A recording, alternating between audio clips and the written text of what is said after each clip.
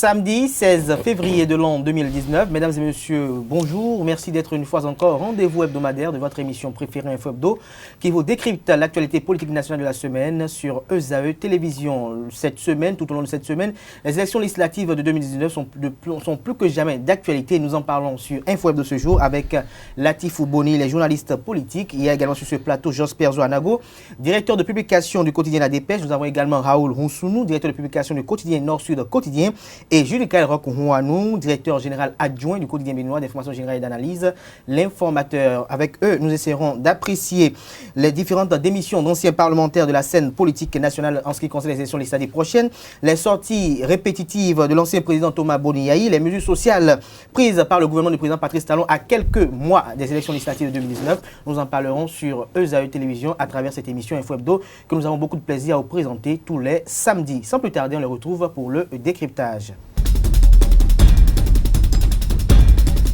Le décryptage de ce jour, comme je l'annonçais à l'entame de cette émission, se fera avec Josper Zoanago. Bonjour. Bonjour, cher confrère. Vous êtes directeur de publication du quotidien La Dépêche.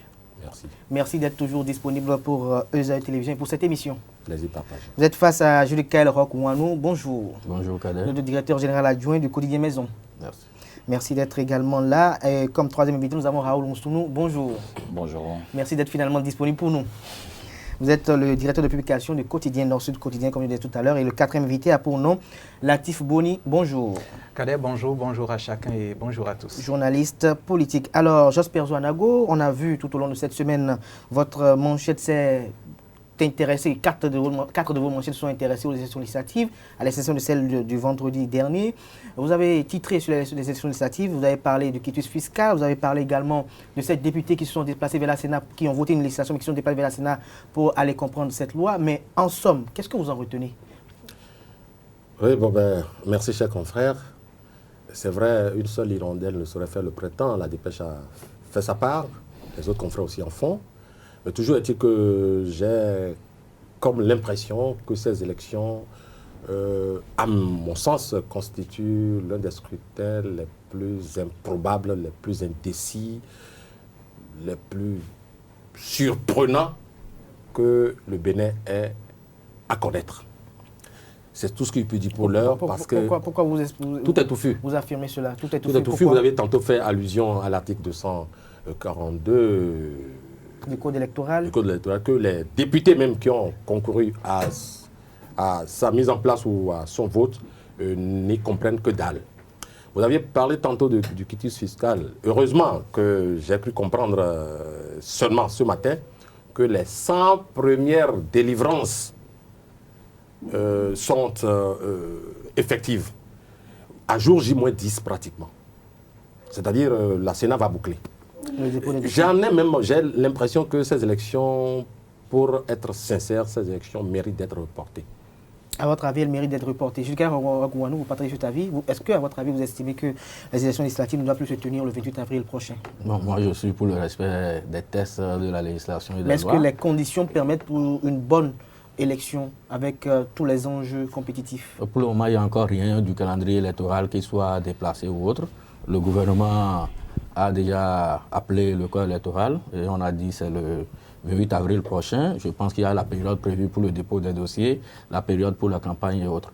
Je pense fondamentalement que ce qu'il y a lieu de faire, c'est un lobby des partis politiques, que ce soit ceux qui sont du bord de la mouvance que ceux qui sont de l'opposition. D'aller peut-être vers la Sénat ou les organismes qui s'en chargent, de négocier peut-être à compléter les pièces et aller vers le DG Impôt pour qu'il y ait une sérénité dans le traitement des dossiers. Parce qu'au fait, on peut déplacer et les gens ne seront jamais à jour. Parce qu'au fait, les gens, cette affaire de quitus fiscal, il y a certains qui savent ce pourquoi. Ils sont là. Il y en a qui ne disent pas toute la vérité aussi. Il y en a qui ne font pas les formalités du jazz, mais qui disent on a demandé, on n'a pas, on a fait tout. Donc, à un moment donné, je pense que c'est un lobbying qui va travailler. Il faut aller vers la Sénat il faut aller vers le DG Impôt parce que la pièce maîtresse est là-bas pour dire, écoutez, dans quelle mesure on peut l'avoir. Il faut négocier, il faut discuter. Mais moi, je ne suis pas tout de go pour qu'on déplace les choses, quitte à tomber dans un vide juridique ou bien tout là. Bon, moi, à votre avis, les élections doivent se tenir à bonne date? À mon avis, pour le moment, rien n'empêche encore les élections. On est à 10 jours. Mais on a vu des candidats même veiller pour des élections, veiller sur des sites pour déposer des dossiers. À chaque élection, même comme pour des examens, il y a toujours de ces genres de choses où les gens ne sont toujours pas prêts. On court toujours pour une dernière pièce à la dernière minute. On court. Et finalement, il arrive que tout soit réglé. Maintenant, si tout n'est pas réglé, ce que je conseillerais, c'est que les gens se mettent ensemble pour négocier. Raoul Oussounou, en ce qui concerne les élections prochaines, nous avons vu le ministère de l'Intérieur affirmer une certaine neutralité dans le traitement des dossiers parce qu'on a constaté que même le ministre étant membre d'un parti politique s'est vu le parti rejeté au niveau du ministère de l'Intérieur pour non-conformité aux tests en vigueur. Nous avons vu à la une des quotidiens le vendredi dernier, c'est-à-dire hier, qu'on a communiqué un peu par rapport aux explications qu'ont apporté le ministre de l'Intérieur. Mais est-ce qu'à votre avis, vous estimez que cette élection mérite de se tenir véritablement le 28 avril prochain, avec tout ce qui se passe? D'abord, je crois qu'il faut qu'on lève certains équivoques. Le ministre est membre d'un parti politiquement fondateur, je crois que c'est interdit. C'est interdit, je n'ose pas croire qu'il continue toujours d'être membre de ce parti. Je crois que ça doit être le bloc républicain. Donc je n'ose pas croire que Saka Lafia continue d'être membre du parti, ou bien progressiste, enfin je sais où le situer. Mais je n'ose pas croire parce que les tests l'interdisent. Tout membre du gouvernement, c'est dans la charte des partis. Il ne peut pas être membre d'un parti politique. Donc il reste à vérifier s'il continue d'être membre fondateur ou pas. C'est vrai qu'il était à la naissance, à la réunion de naissance d'un des deux partis, politiques. Mais je ne sais pas s'il continue d'être membre. Maintenant, quant au report ou non, l'opportunité du report ou non des élections, moi je pense qu'il n'y a pas encore péril là demain parce que quand on parle de quitus fiscal, je crois que c'est pas, on ne vous demande pas de venir payer les impôts maintenant. C'est que vous avez déjà payé les impôts. Le quitus, c'est on vous délivre un OK que vous êtes à jour vis-à-vis du fisc. Je crois que c'est ça. Et déjà, en convoquant le corps électoral pour le 28, il faut dire que nous avons déjà violé la loi, le code électoral en convoquant pour le 28 avril. Donc, on ne peut plus déplacer parce que le code électoral dit qu'il faut que l'élection se fasse 60 jours avant la fin de la mandature. Or, en convoquant le 28, alors que la législature doit s'installer le 15 mai, si mes souvenirs sont bons, la législature doit s'installer le 15 mai, et en convoquant pour le 28, c'était déjà trop juste. On a déjà rogné sur les 60 jours. Donc, déplacer encore, le risque est grand qu'on tombe dans un vide juridique. Soit on veut d'un Parlement, soit on ne veut pas d'un Parlement. Donc, est-ce que nous voulons un Parlement performant ou un Parlement Non, la question, nous ne sommes pas encore, le débat n'est pas encore sur la qualité. Le débat n'est pas encore sur la qualité du Parlement que nous voulons, mais le débat est sur quand est-ce qu'il faut faire les élections pour ne pas tomber dans un vide juridique. Et je pense que le 28 avril, choisi par le gouvernement, c'était déjà un viol du code électoral, mais il ne faut plus être déplacé. Maintenant, quant au mal donne observé, je crois qu'on parle du quitus fiscal. Pour le moment, on n'a pas encore vu des gens dire on a déposé, on n'a pas eu. Enfin, on remplit toutes les conditions et on a déposé, on n'a pas eu. Parce que le problème, c'est quoi? La DGI a dit qu'elle a tout fait pour dématérialiser cette affaire-là. Et il y a des formalités qui peuvent se faire. Avant de venir peut-être à Latif, je tiens à vous préciser qu'il y a eu une conférence de presse des FCBE qui est sortie comme quoi il y a eu beaucoup de dysfonctionnements dans l'effectivité de ces opérations qui sont digitalisées par la Direction générale des impôts et que lorsque vous allez peut-être parfois auprès des services compétents, qu'il y a peut-être une lenteur dans l'administration, donc même l'accès au site. Vous savez, les FCB sont dans leur connexion. Vous serez, donc, ils sont dans leur rôle. Vous avez vu hier, à part les FCB, vous avez parlé du ministre de l'Intérieur qui est sorti et ça a appelé une réaction d'un parti, l'UDBN, chacun dans son rôle. Et quand vous allez, chacun se bat comme un diable dans le bénitier. Donc, ces genres de réactions ne doivent pas étonner. Il y a des gens qui vont demander, et les biens que j'ai, et ça correspond à quoi comme en termes d'impôts. C'est plus normalement à l'approche des élections qu'on le fait. Les impôts, normalement, c'est à l'entame de... un citoyen normal, si on prend par exemple les voitures que nous utilisons, la TVM à payer, c'est déjà au début de l'année qu'il faut payer la TVM. Ce n'est pas parce qu'on entend qu'on veut arrêter et verbaliser les voitures qui ne sont pas en règle qu'on va courir maintenant pour aller payer la veille. Il faut qu'on fasse les choses en temps. Nous sommes habitués au caractère répressif des choses. Nous attendons la répression d'abord avant peut-être de se conformer aux différentes législations. Si vous parlez de répression, ça veut dire qu'il faut attendre le jour où on a rejeté vos dossiers pour aller là, vous ne pouvez plus aller aux élections. Alors, Latif Boni. Non, je pense que pour les 10 jours restants, effectivement, on est dans, on va dire, la pression et la peur, effectivement, de voir les uns et les autres ne pas être prêts. Mais bon, je suis d'accord avec les uns et les autres qu'on est peut-être dans la probabilité de ne pas pouvoir tenir les choses à bonne date. Mais il y a quelque chose qui se dégage de ce qu'est notre société dans tout ce à quoi nous assistons. C'est quoi? C'est que vous avez jeunes, des élèves qui n'apprennent qu'à la veille des examens, ce qu'ils devaient faire toute l'année durant, l'année scolaire durant. Vous avez aussi, on va dire, les adultes qui ne cherchent que les fiches ou les papiers que quand ils ont besoin notamment d'une carte d'identité, quand ils ont une opportunité de voyager ou une opportunité où ils ont à prouver leur identité. Et donc, ça se rejette ou ça rejaillit sur notre élite et sur notre classe politique qui aujourd'hui effectivement a besoin de prouver, les gens ont besoin de prouver qu'ils savent payer l'impôt et qu'ils ont besoin notamment de la certification du fait qu'ils sont à jour. Alors, de là se dégage un autre débat. Quel rapport avaient nos dirigeants par rapport à l'imposition?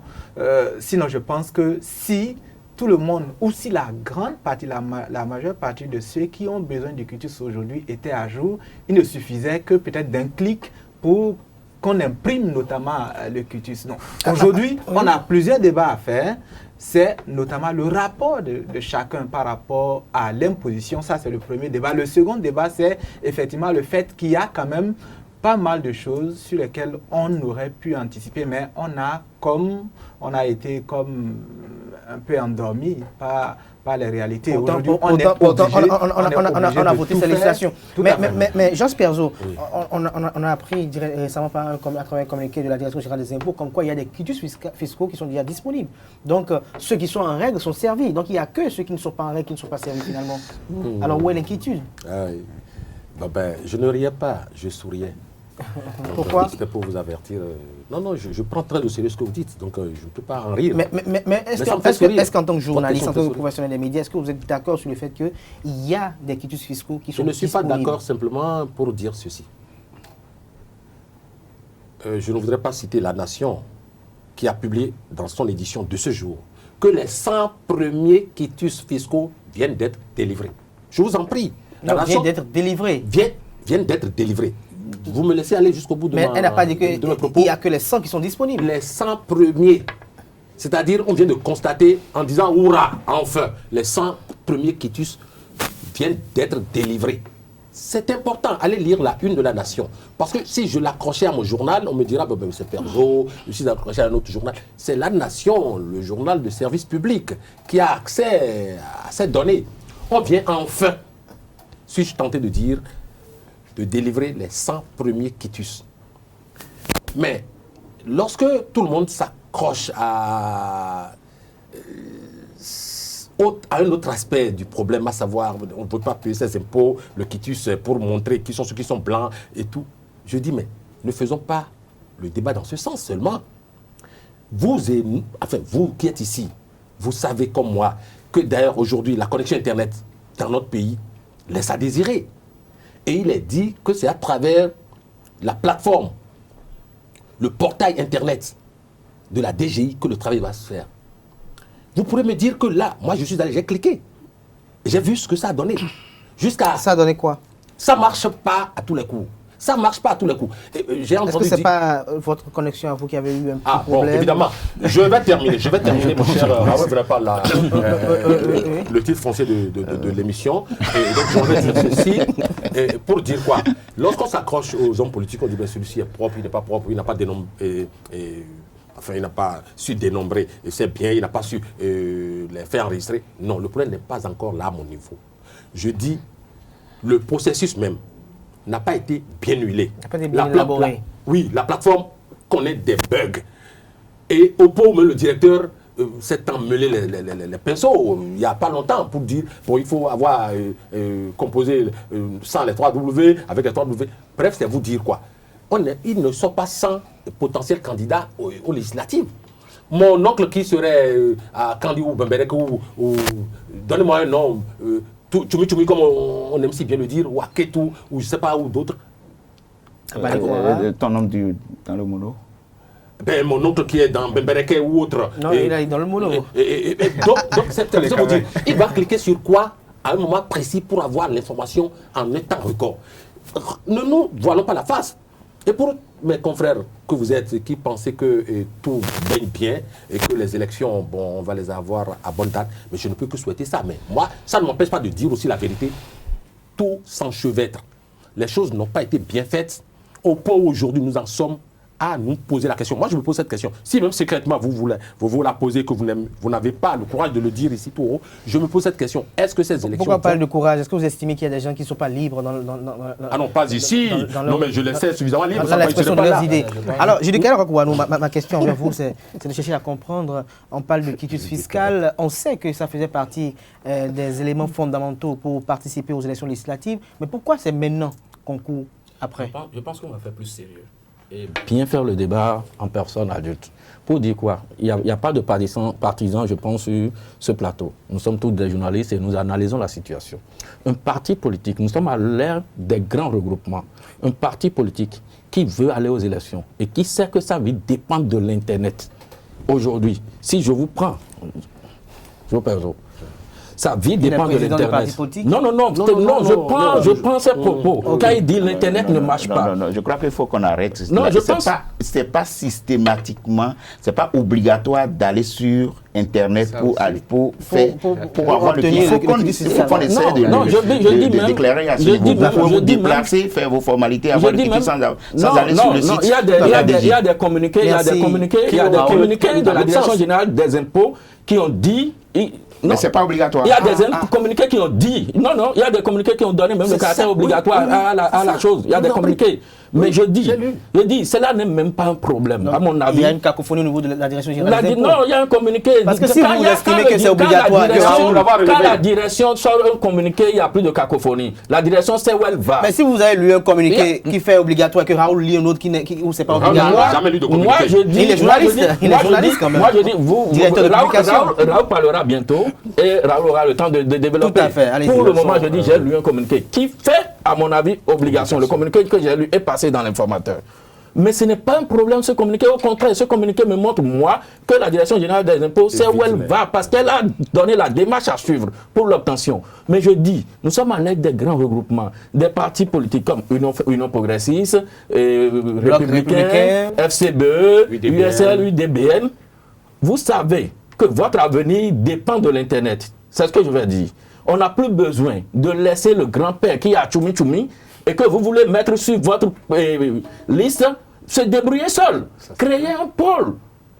Quitte à ce que l'Internet soit de bon débit. Il faut centraliser les actions.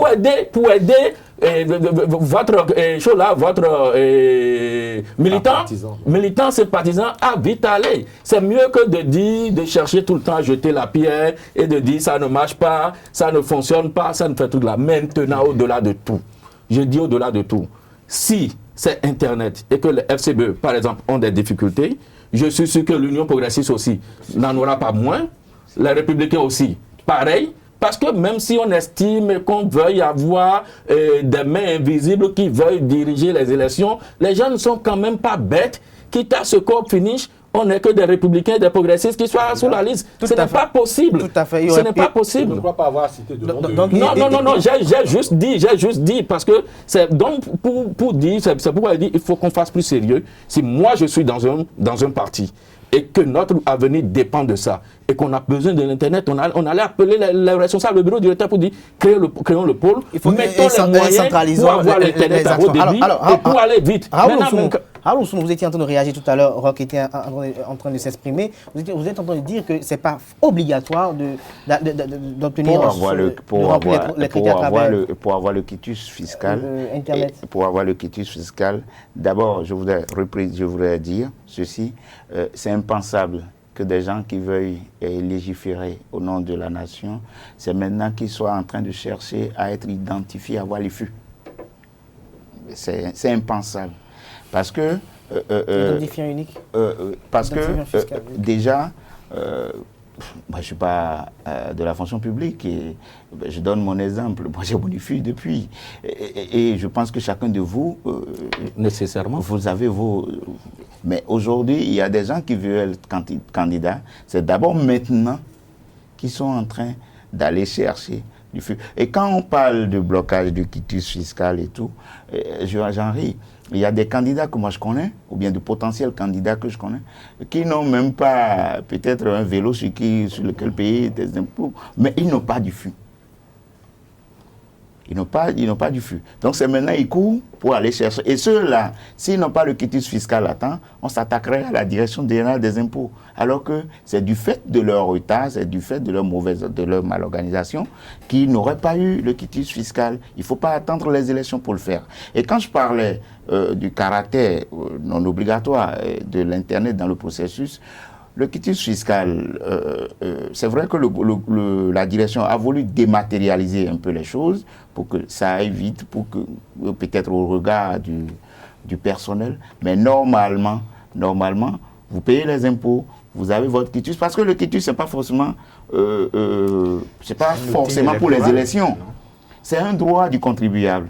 Je suis à jour vis-à-vis du fisc. J'ai un papier qui prouve que je suis à jour. Aujourd'hui, quand mon ami Perzo parle de mal, donc d'abord, c'est la première fois qu'on est en train d'expérimenter, alors encore que, il est bien dit dans les codes, dans les lois électorales précédentes, qu'il faut être à jour vis-à-vis des impôts. Seulement qu'on n'a pas mis qu'il faut avoir un quitus signé du directeur général des impôts. Sinon, c'était une clause qui existait depuis, ce n'est pas une nouvelle clause pour les élections. Quand c'est maintenant que de potentiels candidats sont obligés de se déplacer pour dire j'ai maison à Tchoumi, j'ai maison à Porte-Novo, j'ai maison à ça fait combien ça? Dit, et on parle également quand c'est maintenant que les gars sont obligés de faire des mutations de biens pour transférer tel bien à un enfant, transférer telle chose, il y a des anecdotes où on a entendu des gars qui ont fait des procès pour récupérer des parcelles et qui aujourd'hui disent que non, moi, c'est plus pour moi. Donc, quand il y a ces genres de mal, il y en a également la Tivoni qui ont effectué à la Direction générale des impôts de fausses déclarations également à ce niveau donné. Est-ce que ça ne prouve pas la mauvaise foi de ces potentiels candidats qui veulent quand même se donner comme modèle à ne pas vouloir être en conformité avec la loi? Parce que quand vous effectuez de fausses déclarations, c'est que vous n'êtes pas quelqu'un de fiable, vous êtes peut-être un fraudeur, pour le dire si simplement. Non, je pense que la direction aussi est là pour ça, en fait, pour tamiser, pour on va dire, plaider la cause de l'État par rapport à ce que les gens doivent en termes de fils. Donc, je ne pense pas que les petits conflits entre, on va dire, contribuables et les agents du FIS donc élisent directement, on va dire, ceux qui sont en conflit dans le rang on va dire des indélicats. Non. Dans la gestion des FIS, dans la gestion de l'imposition, il y a souvent de telles querelles. Alors, je vais très rapidement revenir sur on va dire, ce qui complique la tâche à la direction générale de l'impôt et aussi ce qui complique la tâche aussi au niveau au ministère, notamment de l'Intérieur, parce qu'on n'en a pas assez parlé. Mais il faut retenir quand même que récemment encore, il y avait des partis qui déjà continuaient pas à faire la discussion, on va dire, de leur collaboration ou de leur action unique, aller en des regroupement. partis de l'opposition. De l'opposition. Non, je crois que cette affaire est finie depuis. Le reste, c'est fini, mais n'oubliez pas le délai. Les opérations de charme envers les populations. Tout à fait. N'oubliez pas les délais dans lesquels ces débats-là sont finis. Et même que non, c'est quand clair, vous on aura FCB, on aura USL. Non, je ne veux même pas encore. Je ne veux pas revenir sur les positionnements. Réanimer un acteur politique. Je voudrais juste rappeler que le retard dans ces débats-là a influencé aussi, on va dire, les difficultés que les partis dans leur ensemble ont aujourd'hui. Parce quand on parle du fisc, du quitus fiscal, ou quand on parle, on va dire, de l'attestation, on va dire, que le ministère de l'Intérieur délivre, on a, comme dans un petit coin dans notre esprit, on a un sentiment que ça ne visera que l'opposition. Mais de façon générale, tous les partis ça ont frappe des tout le difficultés monde, ça frappe la mouvance, parce ça que frappe le recrutement des candidats, Alors, le recrutement des candidats au niveau de tous les partis est quelque chose qui a été compliqué, sinon qui continue d'être compliqué. Donc je pense que l'organisation interne des partis aussi plombe le débat dans tout ce qui est administratif. Exactement comme vous le dites, l'organisation interne des partis plombe le débat. Nous avons vu cette semaine également des députés à l'Assemblée nationale, membres du BMP, je ne vais pas peut-être pas les nommer, qui ont été des acteurs ardents, d'ardents défenseurs de cette législation controversée et contestée, qu'il s'agit du code électoral de la réforme du système partisan, qui sont allés au niveau de la Sénat pour essayer de comprendre certaines dispositions de ces lois que même ils ont votées. Et ça a suscité un véritable tollé au niveau de la toile. On a vu des commentaires de part et d'autre. Mais vous, en tant que journaliste, analyste politique, quelle appréciation vous en faites quand vous voyez de ces députés qui ont voté des législations qui, après le vote d'une législation, vont vers une institution pour comprendre cette législation? Bon, c'est vrai que on est peut-être en train de passer un temps législatif, un temps électoral, surtout législatif particulier, parce que pour une première fois au moins, les réseaux sociaux, notamment WhatsApp, Facebook et autres, ont un impact alors là direct sur le débat électoral. Mais en dehors de ça, Latif Boni, journaliste, oui. Est-ce que ça vous paraît normal que des députés qui sont censés voter des législations et qui ont bien lu ces législations, est-ce que ça vous paraît normal que ces députés puissent voter une législation et qu'ils se rapprochent encore d'une institution qui n'est que partie prenante dans le processus pour aller comprendre cette législation, mais pour comprendre une disposition ou bien l'interprétation de cette cour, alors que c'est à eux de donner, de poser les jalons par rapport à cela? Non, c'est vrai qu'il y a anomalie et c'est pourquoi je parlais déjà de la récupération du débat. Vous partagez l'esprit de certains internautes qu'il y a anomalie. Je partage et je m'inquiète encore plus parce que j'ai eu la chance de participer à un débat où effectivement les spécialistes qui n'ont on va dire, aucun intérêt en réalité à se disputer sur ce qui est clair, des spécialistes publicistes universitaires, spécialistes donc des élections, vraiment des professionnels. On a passé 2 heures de temps, des craies en main, tableau, à faire des conjonctures, on ne s'est jamais entendu effectivement. Et donc, je suis il y a une cacophonie à ce niveau. Il y a cacophonie. Alors Georges Perzo, je posais la question tout à l'heure, Latif n'a pas été très clair par rapport à cela. Des honorables députés, parce que c'est comme ça que nous les disions au Bénin, qui ont voté des législations. Nous parlons du code électoral, nous parlons de la réforme du système partisan, mais surtout le code électoral. Il y a un article là qui fait objet de polémique et de controverse. Cet article-là, il se rapproche d'une institution pour comprendre davantage cette institution. Alors, la question qui se pose, c'est de savoir, est-ce qu'ils y étaient, non juste pas simple formalité, ou bien véritablement ils y étaient pour comprendre ce que cet article voulait dire et comment la Sénat comptait l'appliquer? Merci mon cher confrère. Non mais c'est aussi simple. Pour répondre à votre question, je dirais ceci, ils y étaient pas par nécessité parce qu'ils ne comprenaient pas effectivement. À votre avis, ils ne comprenaient pas? Non, pas du tout. Parce que comment pourrez-vous comprendre une loi que vous aviez votée les yeux bandés? Mais dans le même temps, je viens à le sens de la loi. Dans le même temps, je viens à Rockouanou. Nous avons vu un autre député au niveau de l'ABDC, l'honorable Gérard Guenochi, qui dit que lui, ça ne lui pose aucun problème. Donc, est-ce que ça veut dire qu'au sein du bloc de la majorité parlementaire, ils ne sont pas tous au même pied d'égalité en ce qui concerne l'appropriation de ces textes qu'eux-mêmes ont votés? Non, en réalité, le Béninois est en train de pêcher. Le Béninois ou les députés? Non, le Béninois. Le Béninois en général. Comment le Béninois en général? WhatsApp, Facebook, c'est des outils dangereux pour un pays. Très dangereux parce qu'on fait vite. C'est grave. C'est moi qui parle. C'est moi qui parle. C'est moi qui parle. C'est moi qui parle. C'est suffisamment grave. J'endosse la responsabilité. J'ai dit que c'est dangereux. Dangereux pourquoi? Dangereux pour. Oui, non, je dis dangereux. Laissez-moi finir. Je dis dangereux pourquoi? Dangereux pour ce qu'on y en fait. Ce qu'on en fait de ces outils. On peut peut-être déplorer l'utilité. C'est ça je dis. Mais quand je mets une idée, vous me laissez aller au bout. Oui. C'est dangereux parce que ce qu'on y en fait, c'est dangereux. Ce qu'on en fait de ces outils, parce que rapidement, on tronque l'information et on ne dit pas ce qui. On ne dit pas ce qui. Qu'est-ce qui s'est passé à la Sénat? Voilà. C'est la Sénat qui a invité les partis politiques. La Sénat n'a pas invité les députés. Quand on dit les députés de BMP sont allés voir la Sénat pour demander l'explication de l'article 200. Mais c'est maintenant que vous expliquez que la Sénat a invité les partis politiques. C'est pourquoi je dis que ces outils sont dangereux parce que les jeunes, quand ils viennent, chacun colporte la rue et c'est la rue qui est colportée là. On n'a pas l'aisance de l'information. La Sénat a invité les partis politiques pour discuter avec eux, pour dire voilà comment moi je comprends l'article. Et voilà ce que je peux en faire. Je veux en faire. Et d'ailleurs, la Sénat a sorti un communiqué. Tout à fait. Justement, je vous reviens tout de suite. Laissez-moi. Laissez-moi l'aspect que vous avez dit que la Sénat veut donner non seulement ça, non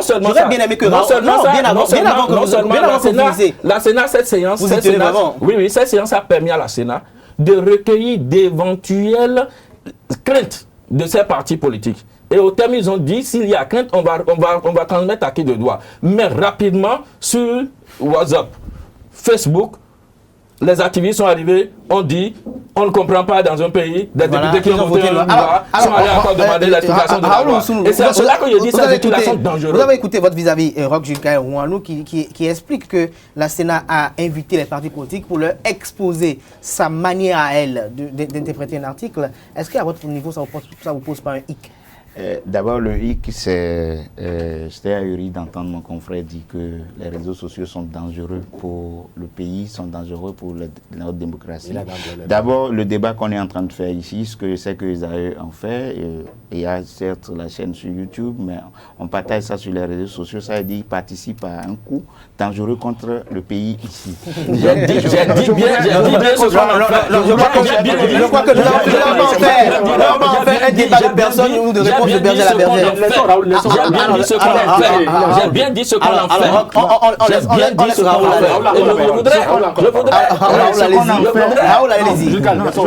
ce qu'on en fait aussi, c'est que j'aurai tout à l'heure cette émission je prends l'aspect péjoratif, je prends l'aspect négatif de ces outils. C'est maintenant que vous évoquez l'aspect péjoratif. C'est ce que je dis. Alors nous allons laisser Raoul aller. Non, il m'attaque. Allez-y. Par exemple, mon confrère, souvent, il en a parlé tout à l'heure de la DGI. Je crois que toutes les décisions de la DGI qu'il a reçues, c'est par WhatsApp. J'en suis persuadé. Donc ça aussi, c'est dangereux. Non, c'est pas partout. Maintenant, revenons dans le contexte, pour parler de cette rencontre avec la Sénat. Il faut dire que la Sénat a sorti un communiqué un communiqué ou bien une décision, je ne sais plus, que je trouve un peu indécent. Et que je pense ne pas être du ressort de la Sénat. C'est vrai que c'est la Sénat qui fera le calcul en amont avant que la Cour ne proclame les résultats, parce qu'il s'agit des législatives. Mais je crois que c'est à la Cour, puisque la Cour a été saisie sur l'article 242. Donc, nous sommes suspendus à l'interprétation de la Cour, ou bien on ne parlera plus même d'interprétation, parce que s'il faut aller parler d'interprétation, il faut aller même dans les débats parlementaires, dans les travaux en commission et tout. Mais nous sommes suspendus à l'éclairage que la Cour nous fera de cet article-là. Parce qu'aujourd'hui, le drame est quoi? Si la Cour sort une décision qui est ou bien une interprétation qui est contraire à ce que la Sénat nous a donné là, je ne sais pas là où on va, alors que en matière électorale, je crois que c'est la Cour qui joue la régulation et que c'est sa décision qui va prévaloir sur ce que la Sénat fait. Et l'autre chose, quand on parle de députés aller demander l'interprétation de la loi, mettons-nous dans le contexte, c'est une rencontre, comme il le disait, avec les membres de partis politiques, et cette rencontre est venue après la décision, chronologiquement. Donc, On a entendu, par exemple, qu'il y a des partis qui n'étaient pas d'accord avec l'interprétation faite par la Sénat. Alors, donc, c'est normal parce que... Ma question tout à l'heure, c'est de savoir, est-ce que déjà l'esprit de la loi ne pose pas un problème, puisqu'elle fait objet de polémiques et de controverses en fait? Qu'est-ce que vous appelez Parce que l'esprit est-ce qu'il de doit la... avoir une manière d'être interprété par une institution? Il faut retenir... L'interprétation de la loi doit être unanime, à mon avis. Il faut retenir déjà, c'est basé qu'il n'y a pas de loi parfaite. Mais est-ce que vous êtes d'accord avec moi qu'en matière électorale, la loi doit être claire et doit être Je dis, il n'y a pas de loi parfaite. Ce n'est pas une première fois que parce que tout ce que nos députés, malheureusement, tout ce que le Parlement, ce n'est pas seulement cette législature, tout ce que nos députés font très bien, c'est les lois électorales. Vous avez observé qu'ils sont, sur les lois électorales, ils sont ingénieux. Ils travaillent beaucoup. Mais si c'est sur des lois qui profitent, donc ça les engage. Les gars aiment ça. Donc, ce n'est pas une première fois qu'on discute de ce genre de choses. C'est peut-être parce que nous sommes dans un environnement où on est là, on est en train de parler de 10 partis et en voie d'être enregistrés au ministère de l'Intérieur et qui ne sont même pas totalement, qui ne sont pas sûrs d'être tous candidats. Qui ne sont pas tous sûrs d'être candidats, d'envoyer des listes de candidatures pour la Sénat. Donc peut-être c'est parce que le champ aujourd'hui est réduit que le débat se veut un peu intense. Sinon, les députés ont voté une loi. S'il doit y avoir d'interprétation, on attend la Cour. La Sénat, moi je pense que la Sénat... Je pense... Non, allez-y là-dessus. Oui, je pense que, tout comme au niveau du cutis et autres, nous sommes rattrapés tous par ce retard de l'intérêt de ce qui est, on va dire, de ce qui ressort de l'intérêt général en réalité. Parce que ces tests-là, c'est plusieurs centaines, on va dire, d'articles. Ça a été, on va dire, adopté. Les travaux ont eu lieu à l'Assemblée. Ensuite, c'est adopté et puis promulgué. Même la presse s'est fait prendre. Et donc, aujourd'hui, quand on se relève... toute la presse. Ah non, tout à fait. Alors, le débat, je suis pas d'accord. Il y a cette presse qui disait que ce n'est pas bon. Il y a cette presse qui disait que c'était bon. Quand ces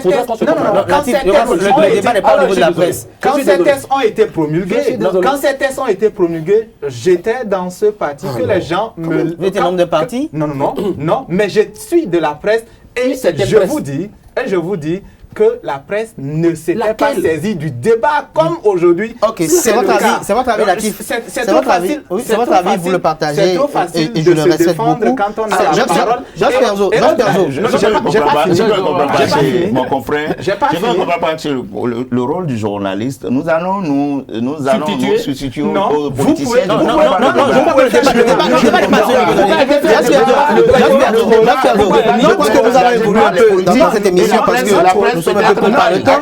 Alors, Jacques Perzo, nous parlons des élections législatives, nous allons parler du délit fiscal, nous allons parler un peu de la polémique autour de l'article 242 et de cette conformité et autres. Mais je crois qu'il y a quand même un fait qui est assez intéressant parce qu'on a constaté que beaucoup de personnes qui, entre-temps, ont été annoncées comme étant potentiels candidats pour les élections législatives, avec peut-être les critères, semblent ne plus participer. Il y a d'autres acteurs dont je ne vais pas nommer les noms qui ont adhéré à des blocs parce qu'ils espéraient être candidats, mais depuis qu'il y a des enjeux de taille, maintenant, désormais, ils estiment qu'ils ne peuvent plus être candidats. Qu'est-ce que vous appréciez sur cet effet?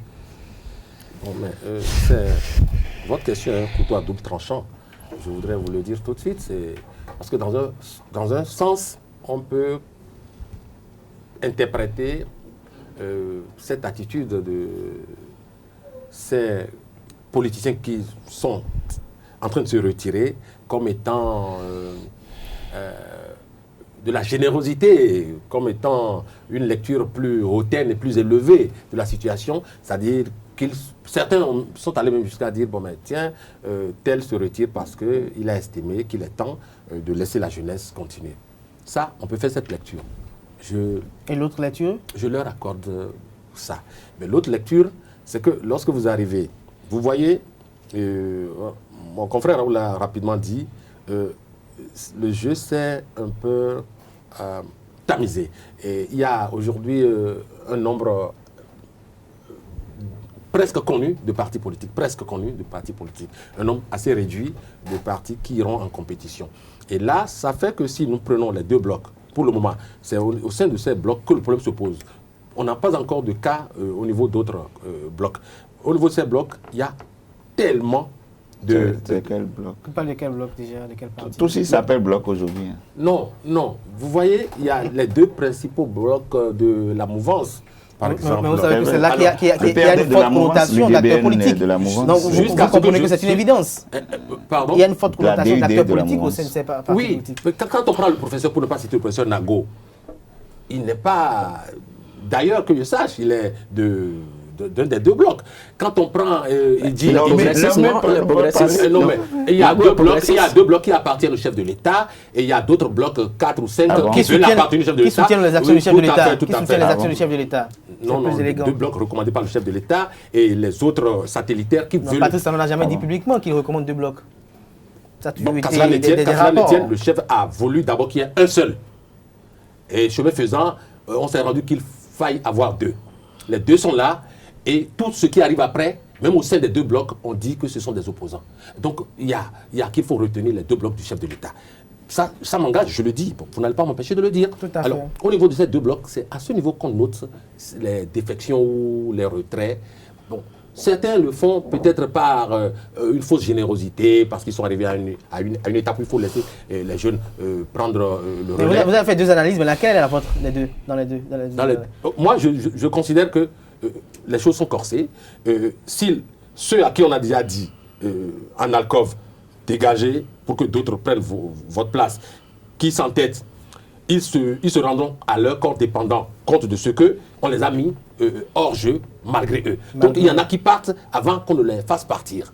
Okay. Ça, il faut retenir ça. C'est ma théorie. Est-ce qu'on peut dire à ce niveau donné qu'ils sont en train d'être sages et de laisser la place peut-être à la jeunesse, parce qu'on voit que la plupart d'entre eux sont des gens qui sont venus plusieurs fois au Parlement? Bon, peut-être qu'on va me sortir une bible de la politique béninoise où la sagesse a été recommandée. Parce que, comme on dit que ceux-là sont chargés aujourd'hui, ce n'est pas évident du tout. C'est une possibilité. Bon, pour moi, là, pour le moment, ce n'est pas encore une évidence. Je ne vais pas parler, je ne vais pas mettre le débat sur des blocs, mais je dirais simplement, par exemple, quand on prend le cas du professeur Mathurin Nago, peut-être qu'il joue son jeu avec le terrain actuel, peut-être qu'il ne lui est pas propice. Et pour ne pas perdre la face, parce que pour avoir été ministre de l'enseignement supérieur et tout, et président de l'Assemblée nationale et tout, il cherche comment le terrain n'est pas propice? Est-ce que vous voulez dire que le talent n'est pas vendable dans sa circonscription électorale? C'est ce que je suis en train de sous-entendre. Donc le talent n'est pas vendable dans sa circonscription électorale? Je fais mes analyses, je suis direct. C'est pourquoi je dis, peut-être qu'il se dit aujourd'hui, les choses ne sont plus comme avant, et je cherche rapidement une sortie honorable. Je dis, je quitte les choses, et puis de façon communicationnelle, mes gars reprennent pour dire, écoutez, il a voulu laisser la place aux jeunes, il a assez fait, aujourd'hui il veut. Mais quand vous êtes sur un terrain où déjà, avec votre propre population, vous avez des problèmes, avec des étudiants qui sont en prison et qui disent que c'est à cause de vous, vous avez des soucis à vous faire. Vous savez, quand on est journaliste, si on veut parler, on n'a pas besoin s'il y a des faits, il faut relater les faits pour dire est-ce que peut-être tout ça là ne va pas en déphasage du professeur Nago qui décide de se retirer pour donner maintenant plus de sens à son parti politique, parce que peut-être lui ne va pas être une chance. L'autre chose, affaire de quitus fiscal, est-ce que ça ne rentre pas en jeu, en griffe? On ne sait pas. Il y a autant de questions qu'il faut se poser. Maintenant, peut-être que... Non, vous posez la question, mais je suis sûr que peut-être que des gens sagement ont décidé comme à de se retirer. Roch posait des questions. Est-ce que c'est le quitus fiscal qui fait qu'on ne participe plus aux élections législatives? Est-ce que ce sont peut-être les déboires avec les militants et sympathisants d'hier qui font qu'on ne peut plus participer aux élections législatives? Quelle est la cause, à votre avis? De mémoire de chroniqueur parlementaire, ce que je sais, c'est que il faut dire aller à l'Assemblée pendant longtemps. Et d'abord, à commencer par la 4e législature où l'Assemblée est devenue le refuge des vendeurs de ferraille d'occasion. Je crois que c'est son avis, il le partage. Il a une mémoire de chroniqueur parlementaire. Est restée pendant longtemps comme une échappatoire, comme un refuge. Et le cas malheureux d'un frère d'ailleurs, Atao Renho, a montré que pendant longtemps, ça a été ça, mais ça ne saura continuer. On peut prendre un député aujourd'hui, s'il est en conflit avec la loi, on peut le prendre il peut faire la prison. C'est pas seulement au Bénin, vous avez vu Alain Loboyon en Côte d'Ivoire actuellement, il est sorti seulement avant-hier. Donc, je crois qu'il y a ce facteur-là qui montre qu'aujourd'hui, vous ne pouvez plus dire je suis député. Et je ne paie pas les impôts. Non, même pas, je suis. J'ai une immunité, par exemple, qui me couvre. Il y a ça qui démystifie. Donc, avec cette démystification, on peut se retirer de la cause. Il y a le fait que, fondamentalement, le député béninois ne gagne rien. Et quand vous êtes avec un monsieur comme Patrice Talon, que d'aucuns traitent en sourdine de radin, donc quand vous êtes avec un monsieur comme Patrice Talon... Quand tu fais ça, tu es en train de nous souffler ça. Oui, qui aujourd'hui ne fait pas les choses comme on le faisait. On veut voter, par exemple, une loi où peut-être lui, il utilise la politique de la chicotte et non la politique de l'argent, de la carotte. Donc, peut-être c'est ça. Jamais de carotte de partager. Je ne dis pas qu'il n'y a jamais eu, mais les gens disent que c'est un radin. Donc, je dis, quand vous êtes avec un chef d'État comme ça, vous aurez peut-être envie de quitter. L'autre chose aussi, quand vous vous appelez par exemple Nago, le nom dont on cite, vous avez été député 3 fois. Nago a été déjà député sur la 2e législature avant d'être 2 fois successivement député président de l'Assemblée. Je ne sais pas ce que vous allez encore Antoine Nicolas Olé. Je ne sais pas ce que vous avez encore approuvé. Antoine Nicolas Olé, ancien président de l'Assemblée, député, je crois, 2 ou 3 fois. C'est donc 4 fois déjà, Antoine Nicolas Olé. Ben, écoutez, on ne peut pas continuer par être aujourd'hui de carrière politicien. Il y a des carrières, certes. Mais le député béninois, en matière de traitement, si on revient, les gens croient que c'est des gars qui gagnent 5 millions, 10 millions. Non. Ils gagnent combien? Pour le dire aux amis internautes, ils gagnent combien? Non, mais les Béninois, quand vous êtes député simple, vous n'êtes pas membre de la conférence des présidents, mais vous tournez à moins de 2 millions. Moins de 2 millions. Les gens ont fait session jusqu'à présent, session extraordinaire. Vous avez vu à la clôture de l'autre session la dernière fois, il y a un député qui demandait nos primes de session. Ils n'ont pas eu. Donc, quand on vous réduit à votre portion congrue, je pense qu'il faut aller faire autre chose. Vous utilisez autrement. Alors, Latif Boni, est-ce qu'on peut dire aujourd'hui, ou on peut se réjouir du fait que les conditions ont permis aujourd'hui de pouvoir laisser à l'Assemblée nationale de véritables partants pour le job, alors que par le passé, c'était des acteurs, je dirais, des commerçants qui y étaient pour peut-être bénéficier des acquaintances incestueuses avec les acteurs politiques pour avoir des facilités sur le déroulement de leurs activités commerciales. Qu'en pensez-vous? On peut tirer cette conclusion-là, mais c'est en fait une conséquence de plusieurs choses. C'est une conséquence de plusieurs choses parce qu'en réalité, ce qui se passe là, ce qui pousse aux démissions ou bien au raccrochage, c'est plutôt, je pense, la résultante de plusieurs luttes internes. Aujourd'hui, surtout au niveau des 2 grands blocs-là de la mouvance, je pense que les anciens qui restent doivent être comparés aux remorques. Quand tu n'as pas la statue de remorque, c'est-à-dire drainer le bloc. Non, je crois qu'à mon avis, c'est quand même une révolution, comme diraient certains internautes, qui doit être à l'actif du chef d'État Patrice Talon, qui a su quand même montrer la porte de sortie à certains anciens qui estimaient qu'ils devaient être là, toujours encore là, et que pendant longtemps, rien de parlementaire ne pourrait se décider sans peut-être leur approbation. Je reste avec vous, Latif Boni, c'est un petit commentaire. Non, c'est pas la première fois que les gens se retirent de la course. Non, pas avec ces critères du genre. Latif Boni, nous sommes presque à la fin de cette émission. Il y a un sujet qui a été évoqué à l'entame de cette émission. Il s'agit des sorties répétitives de l'ancien président Thomas Boni Yayi. Latif Boni, qu'est-ce que vous en pensez, vous, que vous voyez l'ancien président Thomas Boni Yayi être présent désormais presque, je dirais, de manière intempestive pour aller présenter les condoléances aux familles éplorées. On le voit désormais au stade de l'amitié générale Mathieu Kérékou pour faire son footing, alors que par le passé, on ne le voit pas. Est-ce que cela s'inscrit dans les préparations actives des prochaines élections législatives? Oui, je pense qu'il faut être naïf pour ne pas faire le lien. Mais ceci dit, en réalité, la présidence ou le fait d'être ancien président, ça ne change pas un homme. Boni Yayi, tout le monde sait, c'est un amoureux de bain de foule, même avant d'être président, déjà à la BOAD. Voilà, quand Kérékou finissait, il avait monopolisé les écrans. Et ça, pour des Béninois en fait qui ne se font pas surprendre, on pouvait déduire sa nature. Si ça nous plaît, on prend. Si ça ne nous plaît pas, on laisse. Alors, on a pris quelqu'un et aujourd'hui, on veut que parce qu'il a été président, qu'il change. La présidence ne change pas les gens. Tout à fait. Alors, Jean Sperzo, votre avis à ce sujet? Non, bon, mais je l'ai dit à plusieurs reprises, l'ex-chef d'État, enfin, l'ancien président Thomas Boni Yayi, reste un Béninois à part entière. Et il n'est frappé d'aucune condamnation de sortie ou de promenade ou de jogging. Non, il joue de sa liberté constitutionnelle. Tout à fait. Et donc il peut aller venir. Moi, je suis prêt à l'accueillir chez moi, sous mon manguier à Zobo, pour comprendre nos peaux. Tout à fait. Donc ça me gêne pas. Donc c'est sûr que Roch aussi va l'accueillir à Gla, n'est-ce pas? Bon, s'il venait, pourquoi pas. De toute manière, recevoir Boni Yayi, c'est un privilège. C'est pas chez tout le monde, il va. Bon, l'autre chose que je vais dire, c'est vrai que ça gêne. Ça gêne parce qu'on est en pleine période électorale. Ça gêne parce qu'on a vu que c'est en train de prendre une proportion. Mais ce que les gens n'ont pas fait, peut-être ce que nos amis rupturiens n'ont pas fait, c'est de le laisser seul tomber dans la vulgarité. On aurait pu oublier, Yayi, que peut-être ces randonnées, à un moment donné, ne diront rien à quelqu'un. Mais plus qu'on le récupère, on essaie de l'attaquer, plus il devient fort. Alors que ce que les gens ne savent pas, Yayi joue sur deux fronts. Et c'est fondamental, c'est fondamentalement ce que les gens oublient. Les gens pensent que c'est seulement à cause de la mouvance que Yayi sort. Non, mais Yayi sort également à cause de ses amis d'opposition. Parce qu'aujourd'hui, l'opposition n'est pas arrivée à s'entendre. L'USL va seul, les FCBE vont seuls. Ça veut dire quoi? Ça veut dire que sur le terrain, ce sont les mêmes voix, ce sont les mêmes Béninois. Restaurer l'espoir aussi. Donc ce sont les mêmes Béninois qui veulent voter. Yayi sort parce qu'il veut estimer, il veut montrer à tout le monde que ce sont les FCBE qui sont les premières forces de l'opposition. Et si vous voulez changer, votez FCBE. Les gens n'ont pas perçu ça.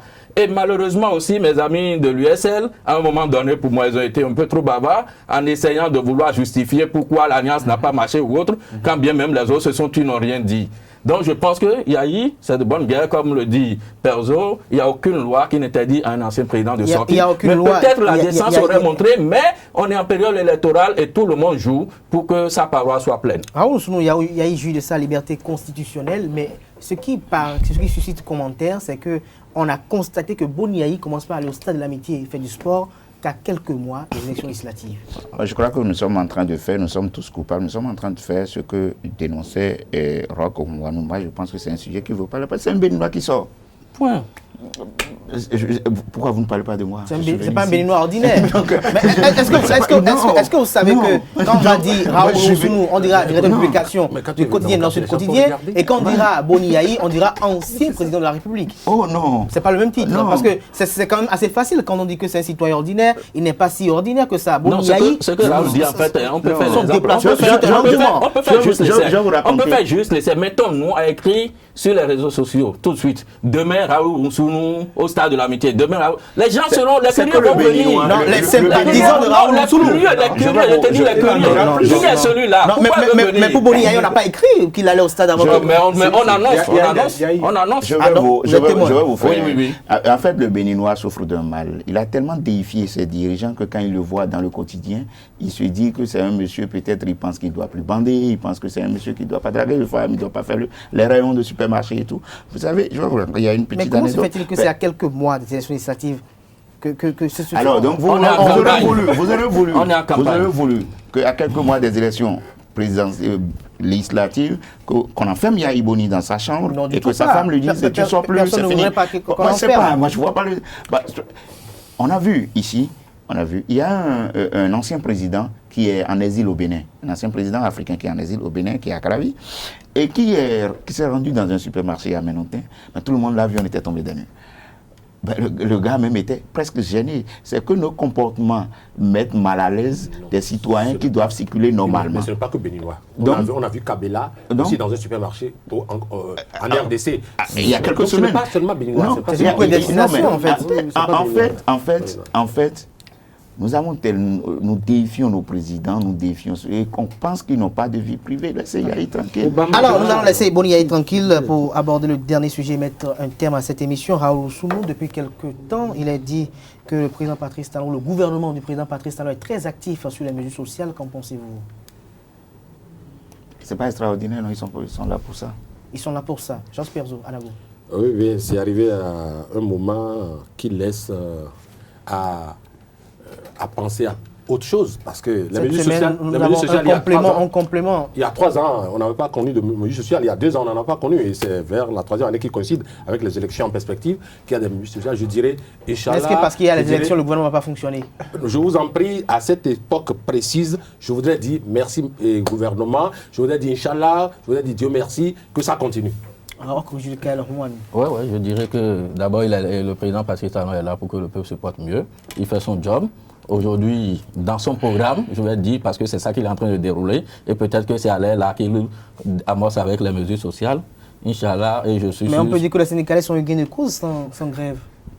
Bon, est-ce qu'il a... Est-ce que les syndicalistes ont gain de cause, mais les travailleurs? Le problème en réalité... Les syndicalistes défendent la cause des travailleurs. Le problème en pas les réalité, syndicalistes, c'est les le chef travailleurs de qui l'État dit, j'ai mon programme pour que mon peuple demain me porte en triomphe. Et il déroule. Actuellement, on est à l'état des mesures sociales. Oui. Il y a l'alphatage, il y a autre chose. Tout à On va fait. constater. Oui. On va constater. Donc, il ne s'agit pas de syndicats. D'abord, celui-là, Patrice Talon, ne fait pas cadeau à ces gens-là forcément pour les caresser dans le sens du poids. On a vu plusieurs rencontres. Ils n'hésitent pas à leur dire ce qu'ils pensent. Je n'ai pas donné, je n'ai pas. Oui, on peut concéder ça, on peut. Mais on ne peut pas donner plus qu'on n'aura pas. Donc, je pense que ce qu'il est en train de faire, c'est suivre son chemin. Et pour le bien-être de la population, c'est tout. On ne demande que ça. Je veux bien croire que c'est ordinaire, mais la répétition des mesures sociales à ce temps-là ressemble fort bien au jogging de Boni Yahi. Ne nous voilons pas là. Ne nous voilons pas Chacun son la jogging. face. Et donc, je pense tout de même que ce qui a souhaité par nous et par les bénéficiaires directs, c'est qu'il y ait une posture Il y a de une l'État pérennité de ces actions face aux mesures sociales, qu'il y ait une posture qui permette à la fois aux gens d'être bien dans leur peau et à l'État de bien se tenir. Merci à vous, Latif Boni. Je rappelle que vous êtes journaliste politique. Vous étiez face à Raoul Rousson, directeur de publication du quotidien Nord-Sud du Quotidien. Il y avait également sur ce plateau Jos Perzouanago, directeur de publication de La Dépêche. Et le quatrième invité avait pour nom Jules Kael Rouen, directeur général adjoint du quotidien béninois d'information générale et d'analyse. L'informateur, avec eux, il était question des élections législatives un peu dans la globalité, comme vous l'avez pu l'apercevoir, chers amis internautes. C'est la fin de cette émission de ce jour. Merci pour l'attention. Le rendez-vous est pris pour le samedi prochain avec d'autres confrères pour un autre numéro. D'ici là, portez-vous bien et passez un agréable week-end en compagnie du programme sur les www.usaitv.be. Et n'oubliez pas de prendre rendez-vous demain de l'invité avec Jacques Mégan et les membres du bureau politique du Bloc républicain.